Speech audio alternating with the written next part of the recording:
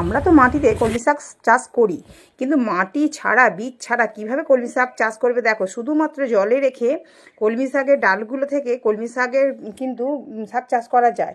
তো এর জন্য কি করবে, বাড়িতে খাওয়ার জন্য যে কলমি শাকগুলো আসে ডাঁটা সমেত, সেই উপরের অংশটা আমরা কেটে নিই, বাকি ডাঁটাগুলো ফেলে দিই। সেগুলো ফেলে না দিয়ে ওই ডাঁটাগুলো থেকে সমস্ত পাতা কিন্তু ফেলে দিতে হবে, দিয়ে 4 থেকে 5টা নোট রাখতে হবে, রেখে পরিষ্কার জলে রেখে দিতে হবে। 3 থেকে 4 দিনের মধ্যেই দেখবে এখানে হালকা হালকা শিকড় এসে যাবে।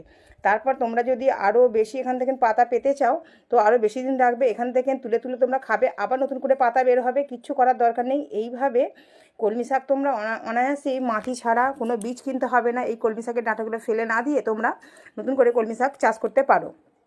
তো এইভাবে হিঞ্চে শাকও এইভাবে রাখলে সেখান থেকে কিন্তু অনায়াসে হিঞ্চে তুলে তুলে খাওয়া যায়। আর আমি দেখো এটা অনেক দিন আগেই রেখেছি, তো এখান থেকে 2বার খাওয়া হয়ে গেছে। আবার এখান থেকে ডাঁটাগুলো রেখে দিয়ে উপরের অংশটা আলাদা করে নেব, নিয়ে এটা জলে রেখে দেবো, আবার এখান থেকে শাক নিয়ে খেতে পারবো। এইভাবে তোমরা অনায়াসে কলমি শাক চাষ করো, জলে রেখে মাটি ছাড়া।